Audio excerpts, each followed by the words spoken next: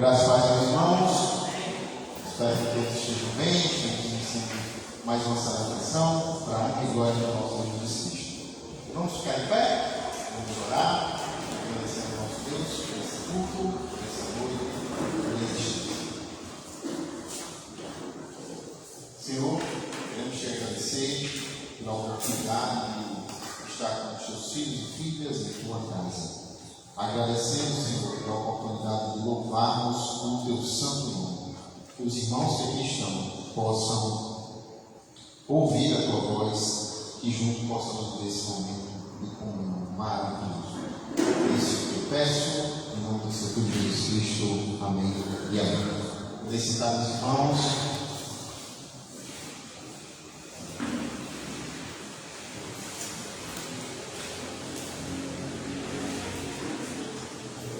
Convido desde já aos irmãos, vamos abrir as nossas Bíblias no livro de Gênesis, capítulo 4. Vamos ler apenas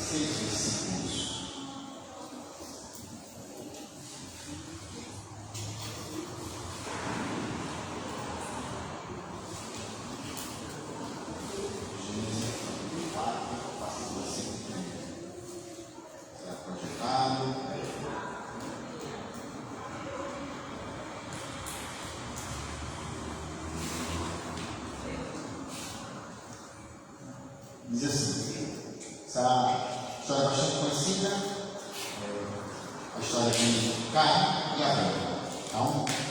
Então, o versículo seria um versículo desse texto que mais me chama a atenção. Diz assim: Adão teve relações com Eva, sua mulher, ela engravidou e deu à luz a Caim. Disse ela: com o auxílio do Senhor e o filho homem. Voltou a dar à luz, desta vez Abel, irmão dele. Abel tornou-se pastor de ovelhas e Caim, um agricultor. Passado algum tempo, Caim trouxe o fruto da terra como oferta ao Senhor. Abel, por sua vez, trouxe as partes gordas das primeiras crias de seu rebanho. O Senhor aceitou com agrado Abel e a sua oferta, mas não aceitou de Caim a sua oferta.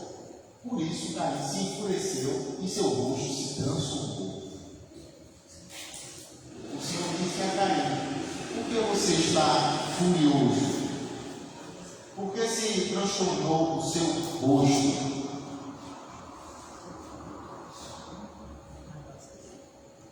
Pode passar para você até o seu. Vou continuar, tá? Se você fizer o bem, não será aceito, mas se não fizer, sabe que seu pecado o ameaça a porta. Ele deseja conquistá-lo, mas você deve dominá-lo até o certo mesmo. Obrigado, Márcio. O versículo 7 tem essa parte final, deixa claro uma orientação de Deus a Caim.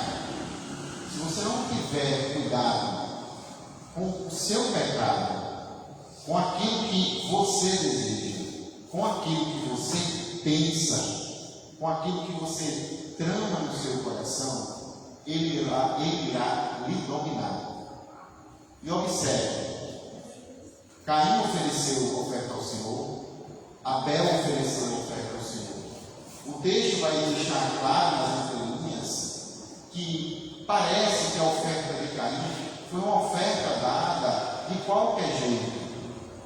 E Deus não aceita uma oferta dada de qualquer jeito.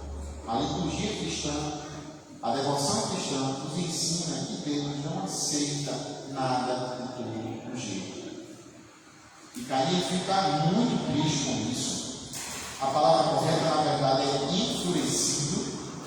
Ele fica enfurecido com Deus pelo fato de Deus não ter aceitado a oferta. Deus repreende Caim e ainda dá uma orientação a Caim: tome cuidado com o pecado que bate à sua porta, senão ele pode dominá-lo. E a trajetória dessa história todos nós reconhecemos. Caim não reflete de forma objetiva o que Deus estava dizendo para ele face a face. Ele é dominado pelo seu pecado, pelo seu desejo, por sua inveja, por sua arrogância, por sua oferta baseada pelo jeito. Caim não observa que o problema não está na oferta, o problema está nele. Caim não observa que o problema não estava em Abel, estava nele. Caim não observa que o problema não estava em Deus, estava nele. Mas como o ser humano tem o hábito de transferir o problema, ele transferiu o problema para Abel. O problema da minha relação com Deus é Abel. O problema da minha relação com Deus é o próprio Deus. O problema da relação com Deus é a oferta dele. Mas não se enxerga como participante ativo do seu pecado. Ele não percebe que são suas escolhas. É ele. Mata seu irmão. Deus vem reclamar a Caim. Por que ele tem feito isso? E ele dá uma resposta grosseira ao próprio Deus. Muito interessante essa história. Mas, se a gente olhar de forma objetiva, nós percebemos que nós somos os atores principais da nossa história. Nós somos atores principais das consequências. Somos atores principais daquilo que plantamos. E nesse texto, nós encontramos uma orientação para todos nós. Cuidado com o pecado que bate a sua porta, para que ele não para que ele não o domine, para que você não se torne escravo dele, para que você possa viver bem e em paz. Amém, meus irmãos? Convido o Ministério do Louvor. Nós fizemos algumas modificações, meus irmãos, na liturgia do nosso culto. O Ministério do Louvor louvará ao Senhor com 3 hinos. Deixa eu só confirmar aqui. No terceiro hino, o irmão Edmilson estará convidando os irmãos que desejam ofertar, fazer sua oferta de louvor ao nosso Deus.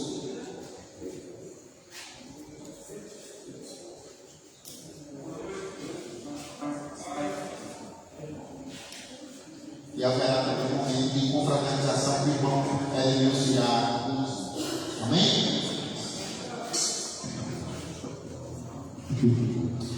Glória a Deus, mais uma vez, quero saudar a amada igreja na graça e na paz do nosso Senhor Jesus Cristo, amém? Vamos louvar, se você se sentir à vontade, em pé, e quiser louvar junto com a igreja, mantendo suas palmas, expressando a sua alegria ao nosso Deus, sinta-se à vontade.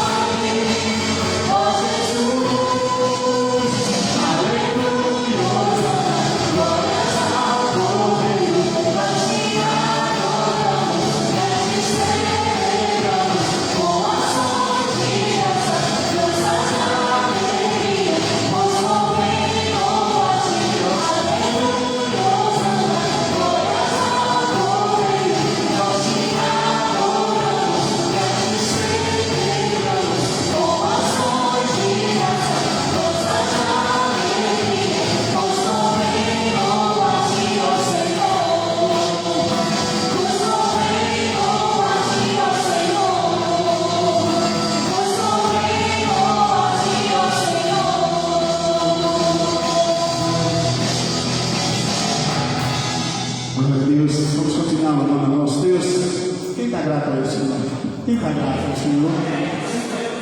Nós te agradecemos, Pai, pela oportunidade de poder estar aqui mais uma vez para entregar ao Senhor o nosso louvor e a nossa adoração. Nós te somos gratos, Pai, por todos os benefícios que o Senhor tem feito sobre a vida de cada um de nós. Muito obrigado, Deus. Louvemos ao Senhor.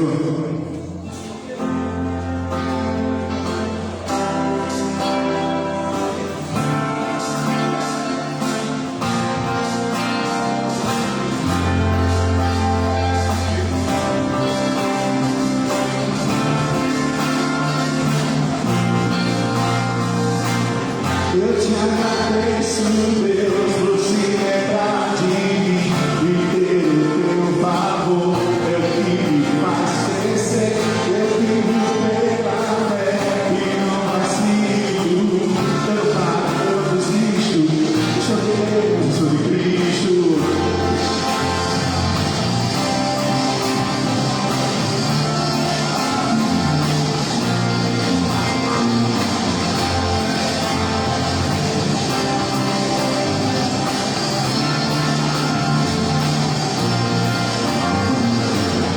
Eu te agradeço, Deus, por se lembrar de mim e ter o teu favor. É o que me faz crescer. Eu vivo pela fé e não vacilo. Eu não paro, eu desisto. Eu sou de Deus, eu sou de Cristo. Você mudou a minha história e fez o que ninguém podia imaginar. Você acreditou e isso é tudo. Não vivo pra você, não sou do mundo,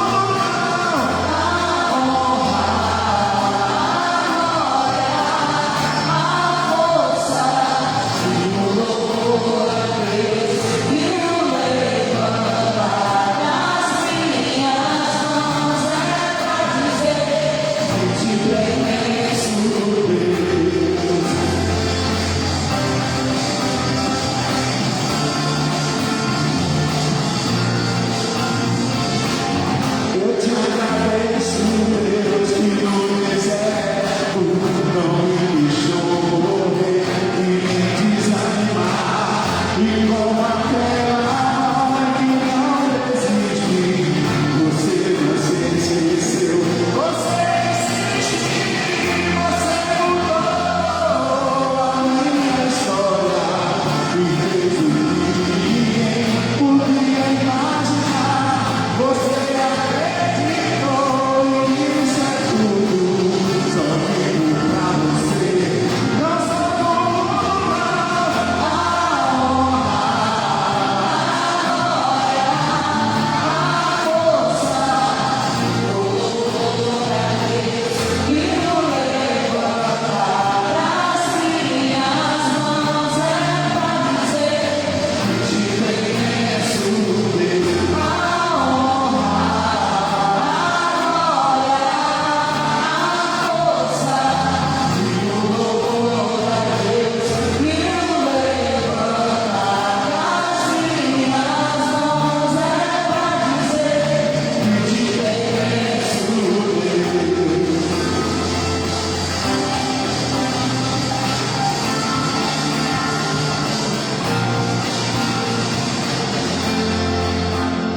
amém, glória a Deus.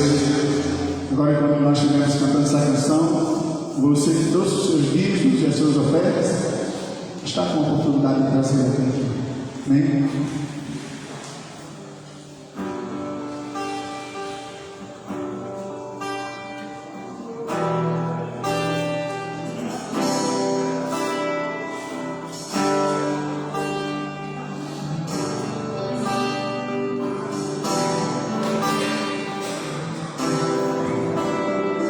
Teus olhos revelam que eu nada posso esconder, que não sou nada sem ti. Ouve ao Senhor,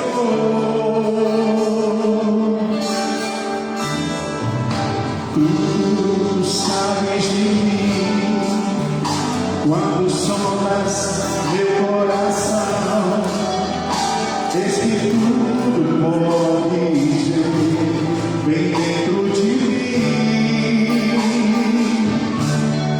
Leva minha vida a uma só verdade. E quando me sondas,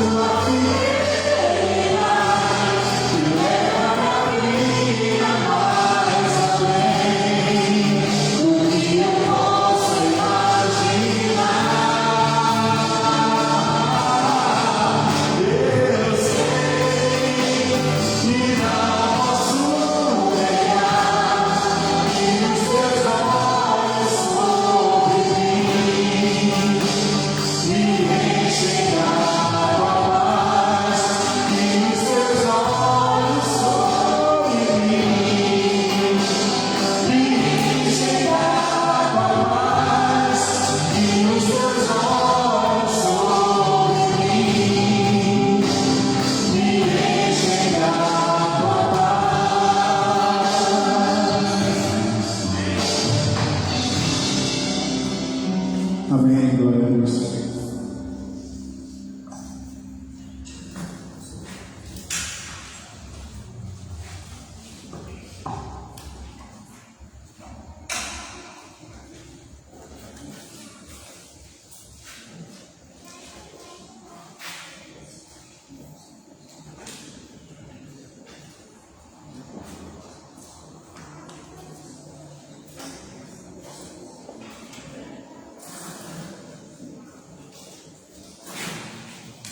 Amém, meus irmãos? Nesse momento, vamos fazer um momento de oração. Convido aos irmãos que irão vir aqui à frente. Nós estaremos orando ao nosso Deus para que Ele possa abençoar, orientar as nossas vidas. Vocês considerem que esses Deus irão vir aqui à frente. Irmão, vamos levar. Se irmão Flávio quiser me apresentar o passo da cama, viu, irmão Flávio? Vai passar por um momento difícil.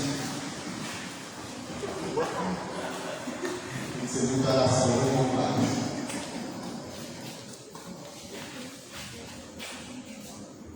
Vamos orar. Senhor, queremos te agradecer pela vida dos teus filhos, das tuas filhas que estão aqui à frente, pessoas que te amam, pessoas que te servem, Senhor. Que o Senhor possa conduzir o coração de cada um. Nós sabemos quão difícil é a nossa vida, Senhor. Quão aflito ficam os nossos corações. Sabemos, Senhor, que nós fizemos escolhas erradas, conscientemente. E em determinados momentos colhemos, Senhor, as consequências de nossas escolhas. Mas acreditamos em um Deus misericordioso, acreditamos em um Deus de justiça, acreditamos em um Deus de amor. Senhor, as dificuldades que seja na área da saúde, financeira, na área relacional, Senhor, que o Senhor possa intervir, que o Senhor possa mostrar a tua graça. E se a situação não puder ser remediada, Senhor, que o Senhor seja nosso consolo para o nosso coração, que possamos amadurecer enquanto ser humano, enquanto teus filhos e filhas, que possamos servir e amar uns aos outros da comunidade de Capuí. A todos os irmãos que estão aqui presentes, é isso que peço, em nome do Filho de Jesus Cristo. Amém, amém e amém.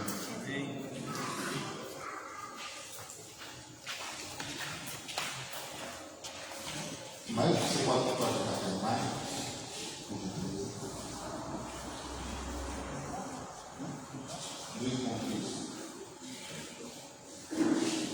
Vou pedir para o irmão Márcio e o irmão Márcio da portaria para desligar só a luz, o irmão Alfredo.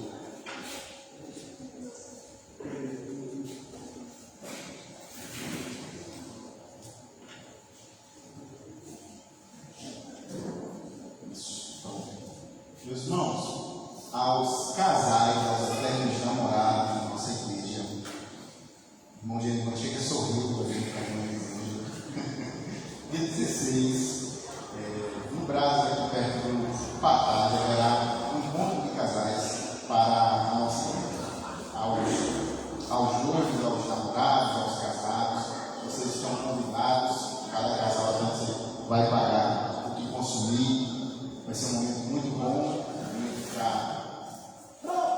reacender ou permanecer acesa a chama do amor. É uma coisa muito bonita.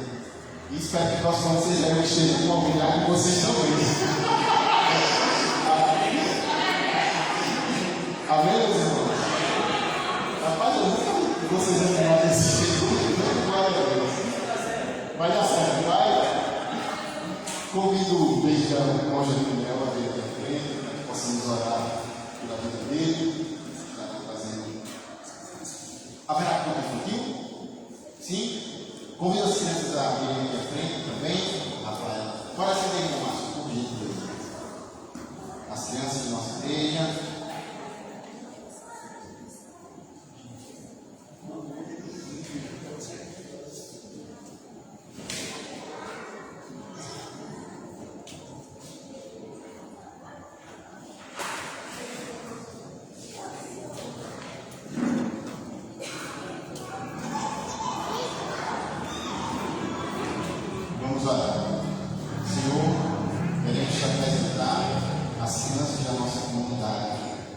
Que o Senhor possa abençoá-los, orientá-los, que as famílias, Senhor, possam ser famílias sólidas, que a aula de hoje eles possam entender o conceito divino da tua existência. Também pedimos pela vida do teu filho Gabriel, que irá ministrar, Senhor, a tua santa palavra, que possamos ouvir, refletir e aplicar no nosso coração. É isso que peço, em nome do teu filho Jesus Cristo. Amém.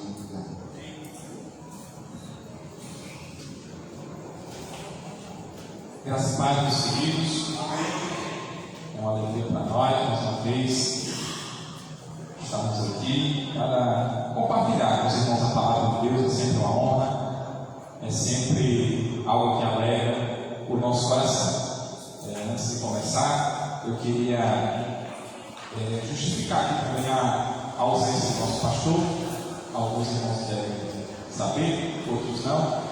Mas hoje inicia-se os encontros dominicais da célula Bordeaux, lá no Mirante da Lagoa, né? Então, o nosso pastor foi prestigiar lá esse primeiro encontro, né? E está fazendo isso, né? E nós estamos aqui orando por ele, para que tudo se proceda lá da melhor forma possível, como também aqui. Ainda bem que o nosso Deus é onipresente, né? É onisciente, é onipotente, está em todos os lugares e certamente dispensará também a sua presença entre nós, como lá no Mirante da Lagoa. Meus queridos, o texto que nós selecionamos para compartilhar com a igreja encontra-se no livro de Marcos, capítulo de número 5, versículos do 1 até o verso de número 20. Marcos, capítulo 5, versos de número 1 até o verso de número 20. Enquanto os irmãos vão achando, né? Nós queremos dizer que esse texto já foi pregado até recentemente, né? Não sei se o ano passado, ou se foi esse ano ainda, acho que ano passado, né? Mas como nós estamos nessa campanha, né, missões estaduais, né, entre povos e gerações, eu acho que é um termo, um texto que vem bem a calhar quando nós observamos esse tema que temos nesse mês para as ministrações. Então, Marcos capítulo 5, versos do 1 ao 20, nos diz assim a palavra de Deus. E assim atravessaram o mar e foram para a região dos Gazarenos. Logo que Jesus desceu do barco, veio dos sepulcros caminhando ao seu encontro um homem, possuído por espírito imundo. Esse homem vivia em meio aos sepulcros, e não havia quem conseguisse dominá-lo, nem mesmo concorrentes. Muitas vezes já haviam acorrentado os seus pés e mãos, mas ele arrebentava os grilhões e estraçalhava as algemas e correntes. Ninguém tinha força para detê-lo. E noite e dia, sem repouso, perambulava por entre os sepulcros e pelas colinas, gritando e cortando-se com lascas de rocha. Ao avistar Jesus, ainda de longe, correu e atirou-se aos seus pés e clamou aos berros: Que queres de mim, Jesus, Filho do Deus Altíssimo? Suplico-te por Deus que não me atormentes. Pois Jesus já lhe havia ordenado: sai deste homem, espírito imundo. Todavia Jesus o interrogou: qual é o teu nome? Respondeu ele: meu nome é Legião, porque somos muitos. E implorava insistentemente para que Jesus não os mandasse para fora daquela região. Enquanto isso, perto dali, numa colina vizinha, uma grande manada de porcos estava pastando. Foi então que os demônios rogaram a Jesus: manda-nos para os porcos, para que entremos neles. E Jesus lhes deu permissão e os espíritos imundos deixaram o homem e entraram nos porcos. E a manada, com cerca de 2.000 porcos, atirou-se precipício abaixo em direção ao mar, e nele se afogaram. As pessoas que apacentavam os porcos fugiram e retornaram e relataram esses fatos na cidade e nos campos, e todo o povo correu para ver o que se havia passado. Quando chegaram próximo de Jesus, observaram ali o homem que fora tomado por uma legião de demônios, assentado, vestido e em perfeito juízo, e ficaram assustados. Os que presenciaram os fatos narraram ao povo o que havia ocorrido com o endemoniado, e contaram também sobre os povos. Então o povo começou a implorar a Jesus que se afastasse daquela região que lhes pertencia. E quando Jesus estava entrando no barco, o homem que fora possuído pelos espíritos imundos rogava-lhe que o deixasse seguir com ele. Jesus não consentiu, entretanto orientou: vai para a tua casa, para a tua família, e anuncia a eles tudo quanto Deus tem realizado a teu favor, e como teve misericórdia de ti.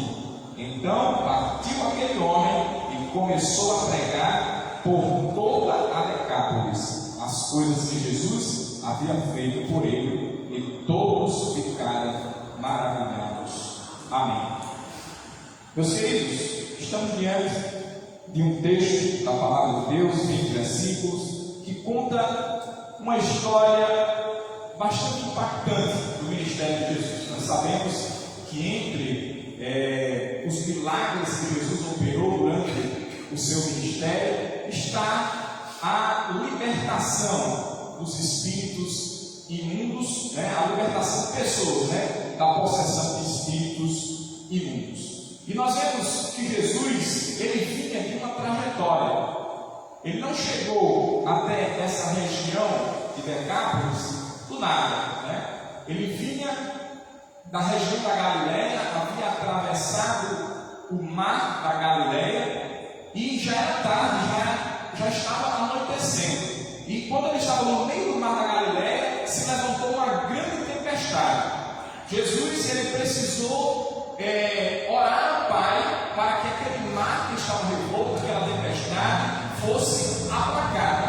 E agora, de igual forma, ele se depara quando chega a essa região das 10 cidades, a cidade de Decápolis, nessa região onde havia esse endemoniado gadareno. Ele se depara igualmente com um homem que havia sido possesso por muitos espíritos malignos, e que, como aquele mar que estava revolto e que precisou que o mestre desse a ordem para que se acalmasse, assim também o coração daquele homem precisava ter um encontro com o Senhor Jesus para que a sua alma se aquietasse, pois ele estava muito agitado, e a Bíblia diz que ele não parava de dia e de noite, ele gritava, se feria, estava numa situação horrível, Então nós nos deparamos com essa situação. E o que nós aprendemos com todo esse texto é algo que nos aponta para a obra da evangelização, que nos aponta para as missões, que nos aponta para a proclamação do Evangelho. Porque nós encontramos nesse texto 4 ou 5, na verdade 5 obstáculos que o texto nos apresenta a pregação do Evangelho, ou a evangelização. O texto nos apresenta de forma didática, cronológica, 5 obstáculos que existem à pregação do Evangelho. O primeiro obstáculo, que está contido aqui nos versículos de número 1 até o versículo de número 5, é o próprio perdido, é o próprio endemoniado, é o próprio pecador. Porque o pecador, ele é tanto aquela, vamos dizer assim, o agente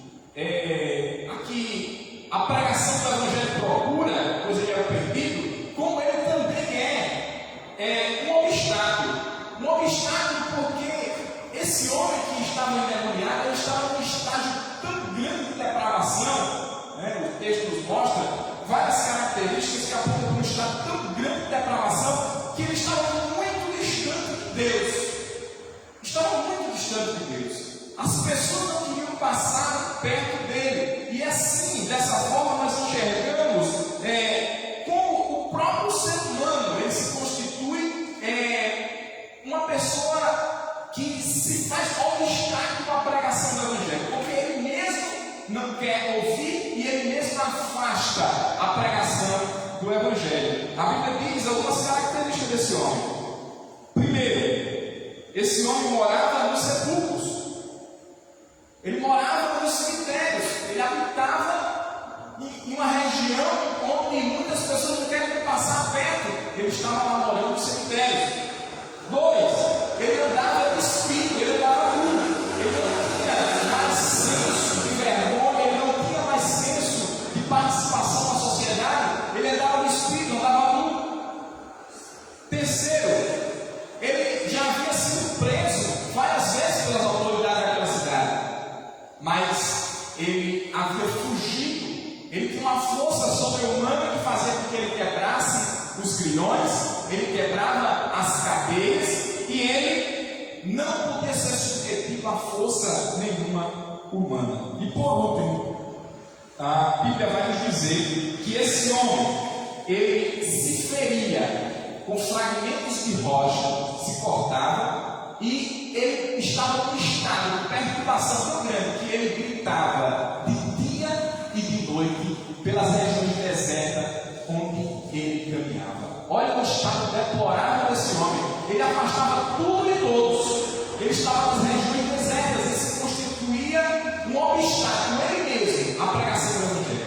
Eu não sei como ele chegou até essa situação. Se ele fez pactos com os demônios, se ele se submeteu a essa situação por qualquer outra coisa, se ele era um sacerdote de deuses malignos, não sabemos como ele chegou até essa situação, mas certamente ele caminhou por um caminho que não era o caminho que a graça de Deus nos manda caminhar. Ele caminhou pelo caminho pernicioso que fez com que a sua alma fosse aprisionada por tantos espíritos. Pois a Bíblia diz que quando um espírito sai de determinado corpo, ele passa por regiões inóspitas, e aquele homem voltando a praticar as mesmas coisas, dando liberdade, esse espírito volta e traz outro sério.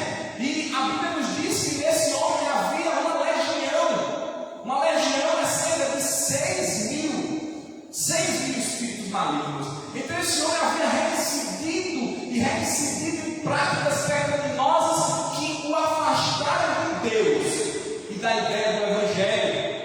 Reincidiu e se distanciou ao ponto que ele chegou, e a Bíblia nos diz lá no Evangelho de Lucas que fazia muito tempo que ele estava nessa situação deplorável. Então o próprio homem ele se constitui um obstáculo à pregação do Evangelho. Quando nós observamos a história de Saulo, ele foi um perseguidor, e lá no capítulo 9 de Atos dos Apóstolos nós encontramos um Saulo que está indo perseguir a igreja de Deus, e a Bíblia diz que uma luz derruba ele no caminho de Damasco, e ele caindo cego, uma voz vem até ele e diz: Saulo, Saulo, por que me persegues? Duro é para ti recalcitrar contra os aguilhões. É como um peixe, aquele peixe bem, quem teve a experiência de pescar, é aquele peixe grande, aquele peixe que não quer sair do mar, aquele peixe que quer ficar na água e não quer sair. Você puxa e ele está reprimindo a vontade do pescador, porque ele não quer sair da água. Assim era Paulo ele estava resistindo à graça de Deus, estava resistindo o chamado de Deus na sua vida. O homem pecador, dos seus delitos e pecados, ele tenta afastar a graça de Deus, ele tenta afastar a pregação do Evangelho, ele se constitui um obstáculo à pregação do Evangelho. A Bíblia diz lá no livro de Efésios, na carta do apóstolo Paulo aos Efésios, capítulo 2, a partir do versículo 5, que ele nos identificou, estamos nós mortos em nossos delitos e pecados, porque no outro tempo nós andávamos segundo o curso do mundo, segundo o príncipe que agora opera nos filhos da desobediência. Então, meus irmãos, o próprio pecador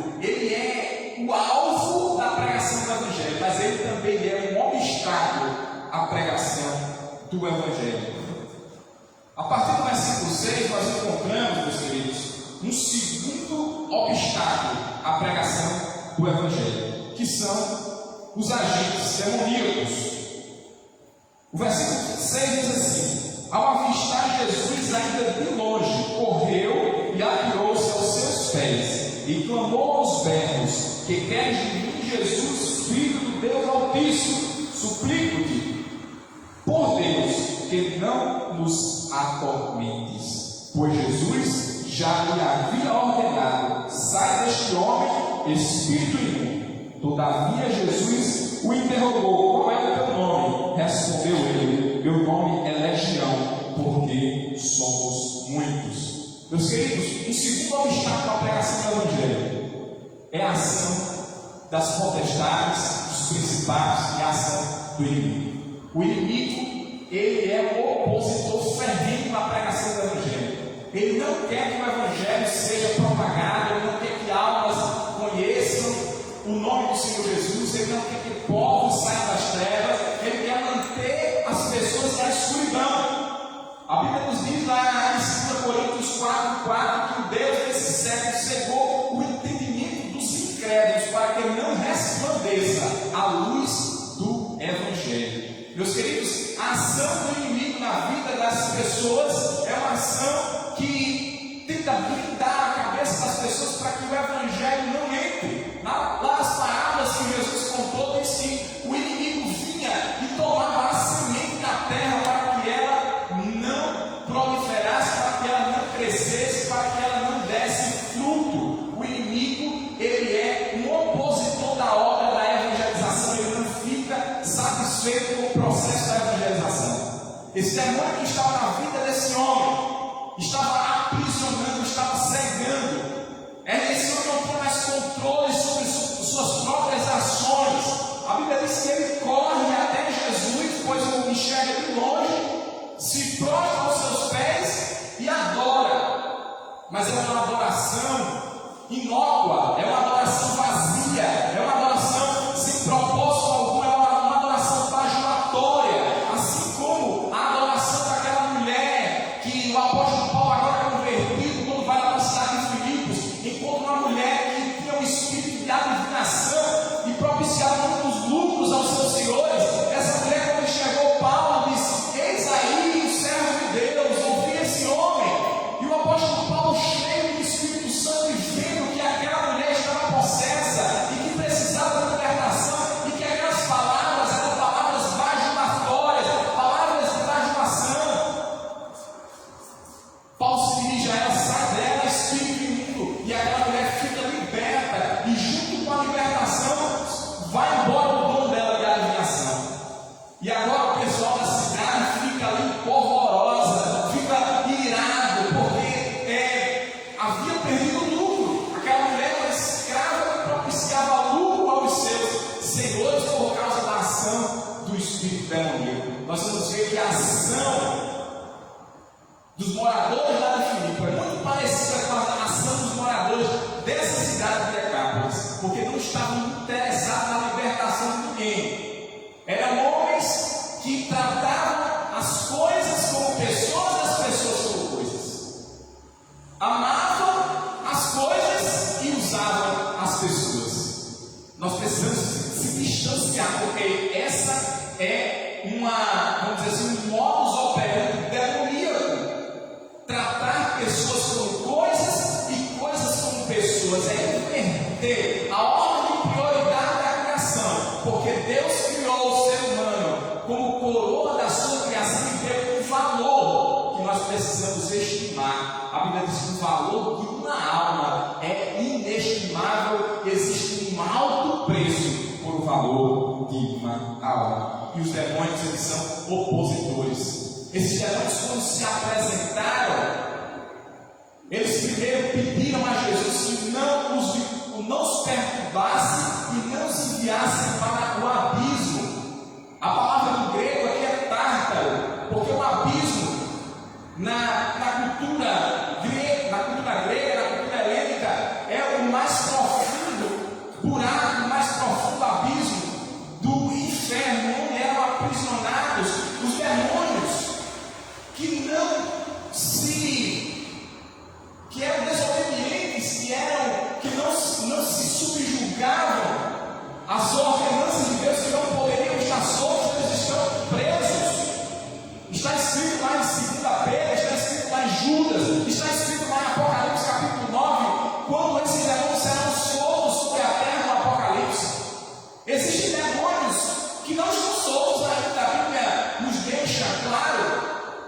isso. Existem demônios que ainda não estão soltos, que vão ser soltos lá no Apocalipse.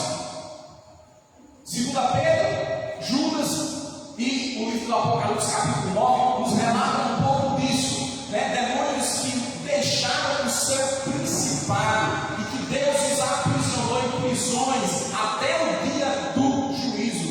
É o que diz lá em 2 Pedro. Então, meus queridos, nós vemos que esses espíritos temiam que Jesus nos enviasse para esse tártaro, para essa prisão. E por isso eles se colocam nessa posição de pedir a Jesus que não os tirasse daquele território, porque eles eram principados, eram demônios territorialistas que estavam aprisionando as pessoas daquelas cidades, aquele conjunto de 10 cidades. Eles eram espíritos que estavam causando uma prisão e fazendo com que a pregação do Evangelho não pudesse penetrar naquelas cidades.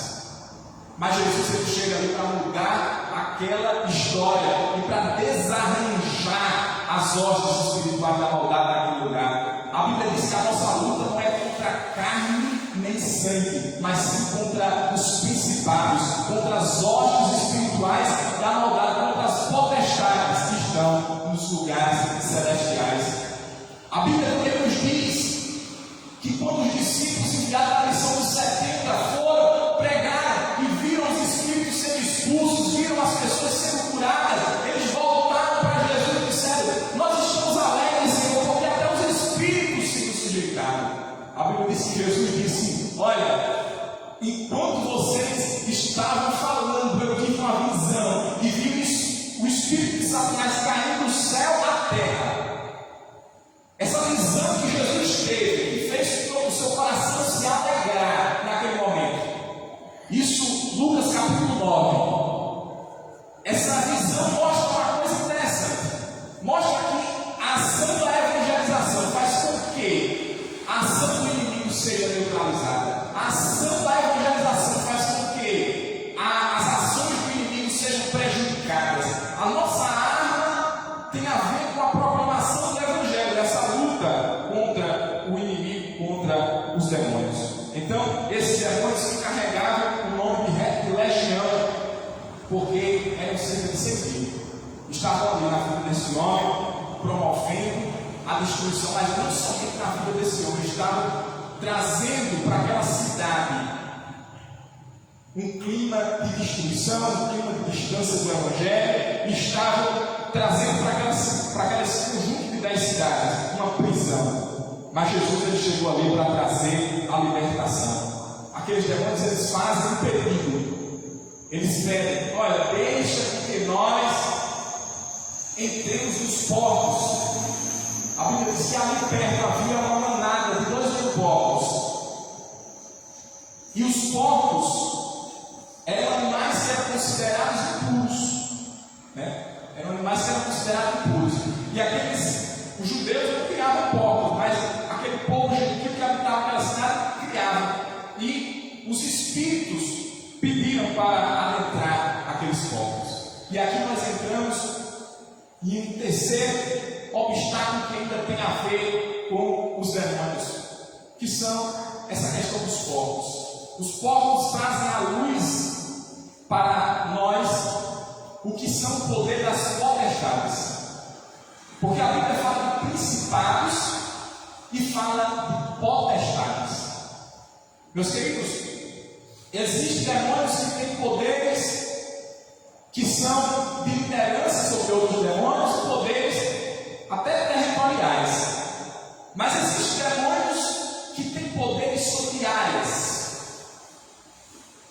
Como assim? Existem demônios que controlam a questão das drogas. Existem demônios que controlam a questão do sexo. Existem demônios que controlam a questão da riqueza. Existem demônios que controlam várias áreas da vida humana que vai trazer prisão. A Bíblia nos diz, lá no Evangelho de Mateus, no capítulo 6 do Sermão do Monte, que onde está o vosso tesouro, aí também está o vosso coração. Que não ajuntei tesouro na terra, onde a traça corrói, onde o ladrão mina e rouba, mas ajuntai tesouro no céu, onde nenhum desses obstáculos podem corroer. E ele diz mais: olha, escolhei a quem você deve servir, se a Deus ou a Mamon, ou as riquezas. Existem demônios que operam em áreas da vida humana que são críticas. E eles manipulam essas áreas com uma habilidade tão grande que faz com que as pessoas fiquem aprisionadas nessas questões. Existem muitas pessoas que são aprisionadas com pecados na área sexual. Existem demônios que trabalham especificamente nessas áreas. Existem muitas pessoas que vivem aprisionadas com pecados na área financeira, são avarentos, ou são ambiciosos, ou são amantes das riquezas. Existem demônios que trabalham especificamente nessa área. Esses demônios são as potestades. São demônios que não cuidam de território, mas que cuidam de áreas da vida humana. Esses porcos representam um pouco disso, porque os porcos eram animais imundos para o povo judeu. Esses habitantes dessas cidades eram gentios e criavam porcos. Eles criavam os porcos e vendiam a carne para alimentar os soldados romanos, das legiões romanas que estavam dominando a Palestina. E esses homens voltou.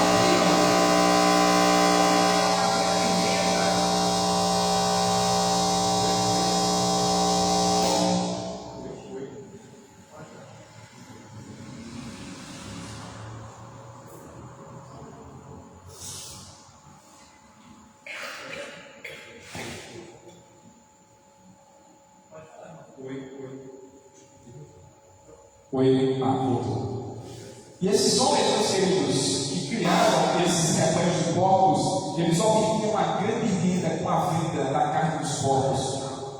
Aquela cidade era movida, talvez fosse a renda mais importante daquele conjunto de 10 cidades, era esses porcos.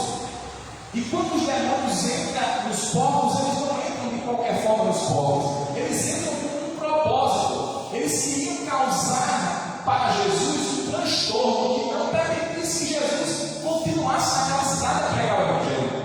Ele sabia que o coração dos homens estava nos porcos.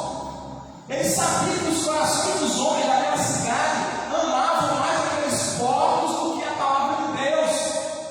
Portanto, ele permite que aqueles demônios entrem nos porcos, e quando aqueles demônios entram nos porcos, fazem com que os porcos se precipitem no mar, fazendo com que a renda daqueles homens fosse cessada. E aqui eu trago novamente para essa ação demoníaca das potestades, porque as potestades se mostram aqui, quando elas chegam justamente no cerne das coisas que estão aprisionando o coração dos homens. Porque apesar dos homens daquela cidade não estar aparentemente possessos, pois eles caminhavam, eles criavam, eles tinham filho, tinham renda, eles iam para cima e para baixo, e qualquer um dizia: não, são pessoas normais. Mas eles estavam tão sujeitos à ação demoníaca como o demoniado gadareno. Eles estavam tão aprisionados ao poder das trevas quanto ao endemoniado gadareno. Pois o demônio, o inimigo de nossas almas, ele pode sujeitar pessoas com a possessão, mas ele pode sujeitar pessoas com a influência. E as potestades, elas servem justamente para isso. Então precisamos tomar cuidado nas áreas da nossa vida, e se tem alguma coisa que nós estamos colocando no lugar de Deus, se tem alguma coisa que está ocupando o nosso coração e não está deixando que Cristo reine na nossa vida de forma plena e soberana, na vida dos homens daquela cidade, eram os porcos. Os porcos estavam sendo um obstáculo à pregação do Evangelho, porque os porcos faziam parte desse conchavo da ação demoníaca naquela cidade. Mas Jesus chegou ali para trazer salvação àquele homem e também para trazer a pregação do Evangelho naquela cidade, mesmo com todos os estratagemas, todas as estratégias do inimigo que queria fazer com que Jesus saísse daquela cidade.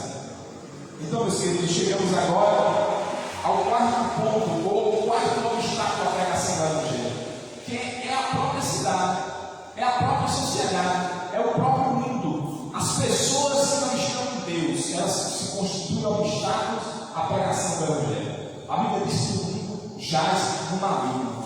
A Bíblia diz que no mundo há soberba da carne, há concupiscência da vida, há todo tipo de coisa que não agrada a Deus. A Bíblia diz que as pessoas vão odiar os cristãos porque eu estou em vocês. Jesus disse: eu estou em vocês, o mundo vos odiará por causa disso.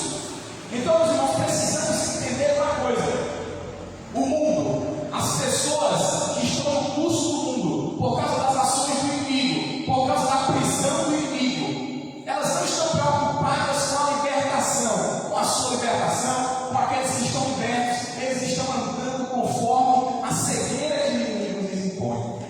Então precisamos acordar para essa realidade. A sociedade, o mundo na verdade, se constitui como um inimigo à pregação do Evangelho.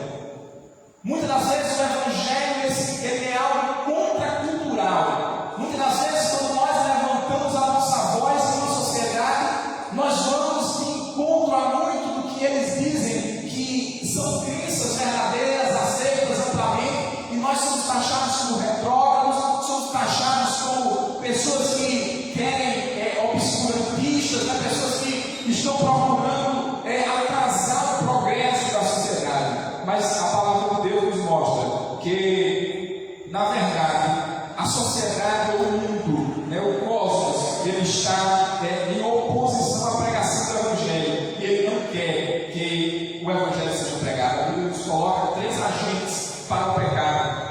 Entre eles está a concupiscência, o inimigo e o mundo. O mundo também é um agente que faz com que nós nos distanciemos de Deus. Nós vemos como essas pessoas testemunharam que aquele homem tinha sido liberto, estava em perfeito juízo, estava aos pés do Senhor e estava vestido. Eles testemunharam esse milagre. Um homem que há muito tempo estava endemoniado, há muito tempo estava naquela situação temporal, eles testemunharam o milagre. Mas quando eles olharam para os povos, eles preferiram dizer: Jesus, sai daqui, porque nós estamos com medo. Jesus, vai embora daqui. Foi o pedido unânime daquela cidade. Eles testemunharam um homem que todas essas características que nós colocamos: quebrava milhões, um homem que se feria, um homem que gritava, um homem que havia saído do seio da sua família e agora não trazia nada de bom para a sociedade, um homem que havia agora estava liberto, ele foi liberto de forma instantânea.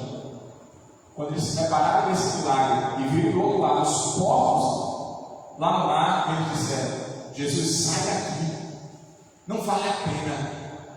Uma alma para eles não valia nada. Eles deram mais valor aos povos, eles deram mais valor às riquezas, eles deram mais valor às coisas materiais do que ao Evangelho. Então, o mundo, ele não dá valor ao Evangelho e vai se distanciar do Evangelho. Então, cuidemos para que nós não estejamos indo no fluxo do mundo, mas que nós venhamos a estar no fluxo da obra do Senhor, da evangelização das coisas de Deus.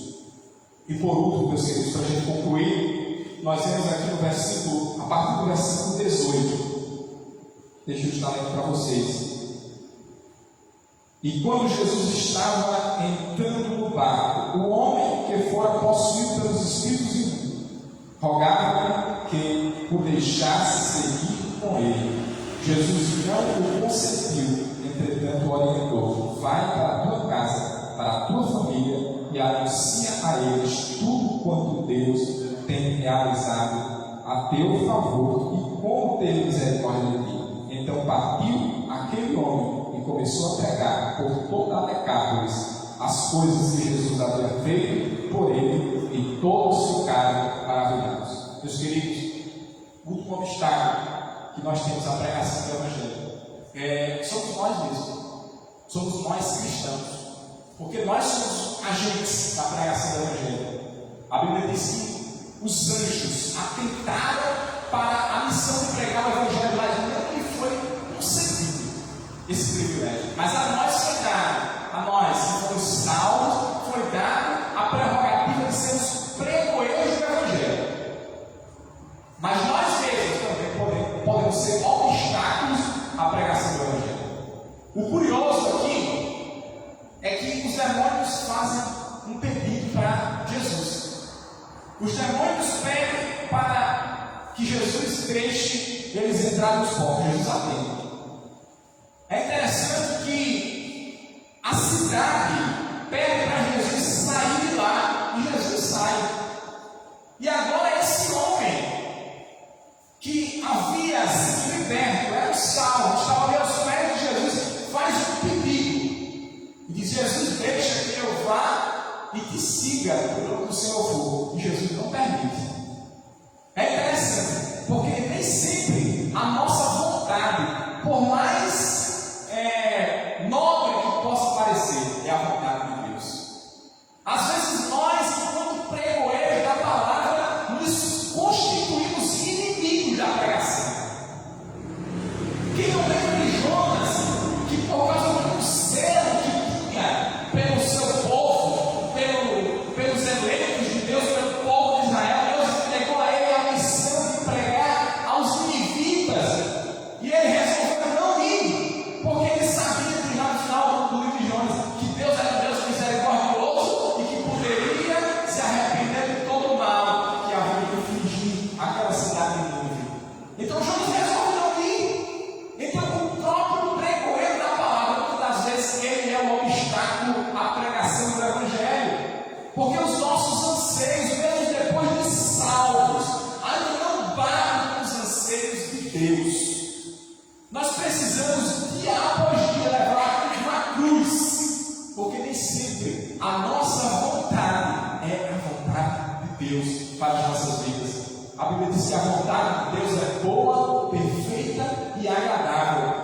Alguém poderia dizer: aquele homem era um endemoniado uma hora atrás, agora é um salvo. O que ele precisa é discipulado, o que ele precisa é andar com Jesus como os outros discípulos, mas não é a vontade de Deus. A vontade de Deus era que ele ficasse naquela cidade e pregasse o Evangelho para os seus parentes, no meio da sua geração e no meio do seu povo. Meus queridos, a pregação do Evangelho é algo que muitas vezes nos dói. A pregação do Evangelho é algo que muitas das vezes vem sobre nossa vida com retaliação, que nos traz muitas das vezes uma espécie de prejuízo material, mas nos traz benefício espiritual. A pregação do Evangelho nas nossas vidas muitas das vezes é algo que vem com uma perda de coisas que nós teríamos lá no mundo. Os discípulos de Jesus chegaram para Jesus e disseram: olha, nós deixamos tudo para te seguir. Nós deixamos família, nós deixamos todas as coisas, propriedades, e viemos te seguir. A pregação do Evangelho, o pregoeiro do Evangelho, ele precisa estar disposto a atender o Senhor Jesus quando ele pedir, quando ele ordenar.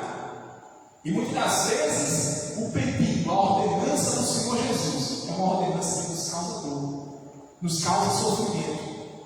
Aquele homem, o gadareno, ele agora tem que se distanciar. Ele viu Jesus, aquele que o libertou, se distanciar ali no mar, dentro daquele barco, e ele ficar com aqueles que nunca deram crédito para ele, ficar com aqueles que preferiram os porcos do que a vida dele, ficar com aqueles que só julgaram, que só prenderam e que nunca fizeram nada para salvá-lo. Mas Jesus disse: fica aí e prega o Evangelho. E a Bíblia diz que ele ficou e ele pregou. Então, meus queridos, para a gente concluir, eu quero trazer algumas reflexões. Primeiro, como nós temos que nos posicionar dentro do Evangelho? Porque o Evangelho exige posicionamento. Exige que nós nos posicionemos, mas não tem como ficar em cima do muro. Ou você é o publicano, ou você é o pecador. Ou você é a cidade, ou você é o gadareno. Porque a cidade não aceitou Jesus, rejeitou Jesus. E o gadareno recebeu Jesus. Não existe essa de ficar em cima do muro. Eis que estou à porta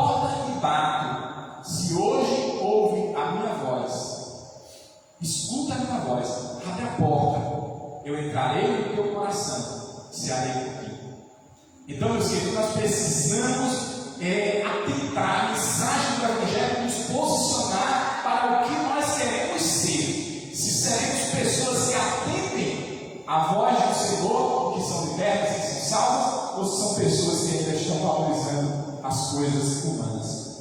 Em segundo lugar, meus queridos, nós vimos aqui na trajetória de Jesus o quanto é difícil pregar o Evangelho.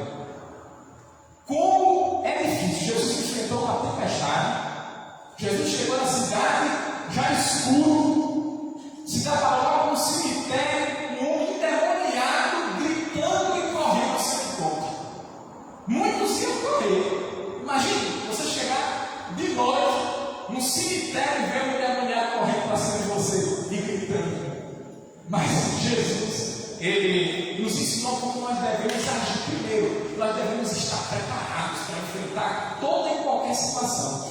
Nós devemos ter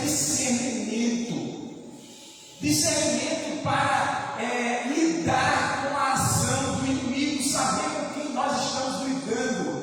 E nós temos que saber lidar com oração, com jejum, com leitura da palavra, com discernimento. Não é de qualquer forma que nós vamos pregar o Evangelho, porque o inimigo vai se levantar quando nós começarmos a pregar, e nós precisamos estar preparados.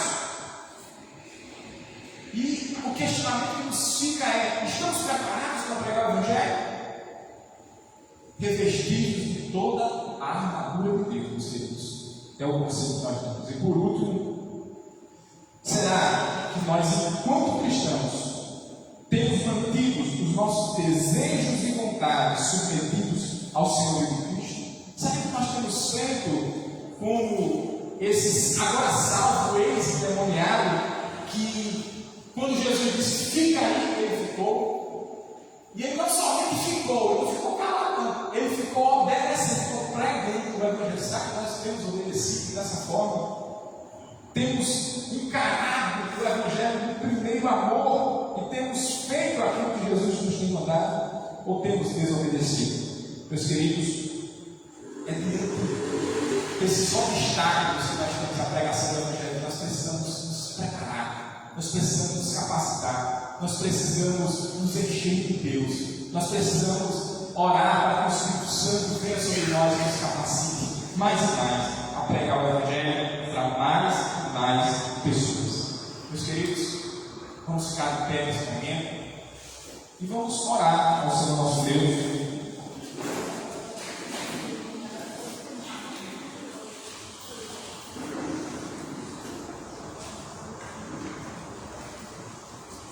Pedindo que Ele nos conceda a sua graça de responder a palavra dele, nos posicionando da melhor forma.